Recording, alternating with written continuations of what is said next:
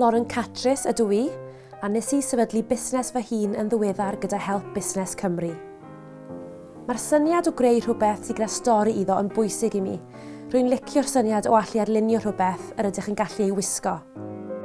Nes i byth feddwl y byswn i'n gallu sefydlu busnes ar ben fy hun, ond i ddim yn meddwl bod i'n berson digon hyderus. Fi dal yn ffindio'r holl beth yn od, pobl yn prynu ac am wisgo pethau yr ydw i wedi creu, dwi heb sydd o fewn eto. Heb y cefnogaeth ges i gan Busnes Cymru, byswn i ddim wedi gallu cael y hyder i fynd amdano o ddifri.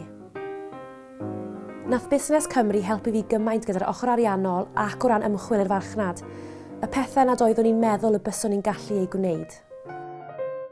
Ges i gyfle i geisio am stondin mewn marchnad nadolig trwy Busnes Cymru.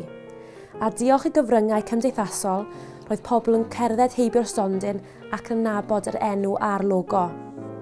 Syth wedi hynny, ges i nifer o gylchgronau'n cysylltu â fi mwyn i mi hysbysebu gyda nhw, fel Vogue, LA Tatler. Felly arweiniodd un peth at y llall, a dyna sut nath pethau wir ddechrau i fi. Heb Busnes Cymru, ni fyddwn ni lle ydw i nawr, felly rwy'n wir ddiolchgar am yr holl gefnogaeth fi wedi cael.